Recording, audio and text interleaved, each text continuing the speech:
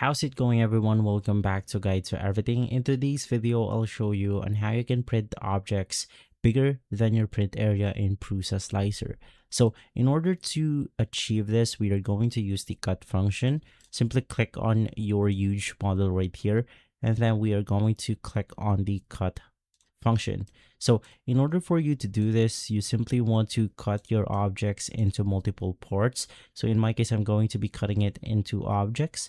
And then of course you can add connectors if you want to in order to simply connect them easy together. So I'm going to add connectors onto this side right here.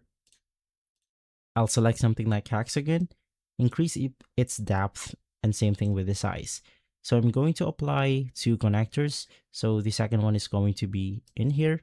And then of course, click confirm connectors, confirm cut, and now we have two separate models, or we have two separate objects. So what you can do is to simply click on this preview option, and then it will show you this preview right here. So from there, you can simply print on it and see if that works. But if not, the first thing that you want to do is to simply disable the other object first. So maybe for this one, you want to export this as an STL file.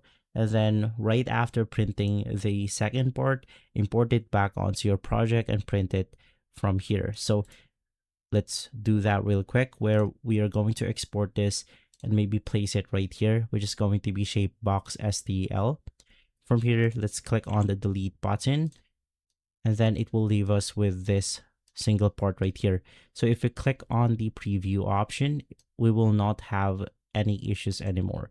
So we could get into printing, and from there, let's delete this one, click on file, click import, and then let's import our STL file. So it's going to be inside our desktop. It's going to be this one.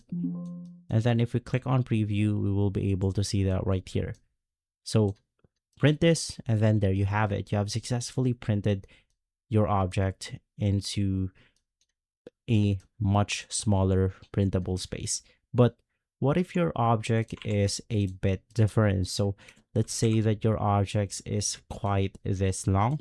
So you could apply, or you could use the same technique where we are going to use the cut function. And basically from here, we are going to cut it into multiple parts. I'm going to say this one. I'm also going to add some connectors once again. And basically from here, click confirm cut.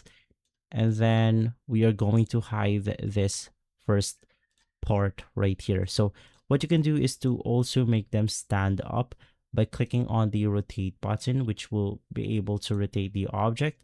Or we can also use the face on face right here, which will then reset or edit out the orientation of your object.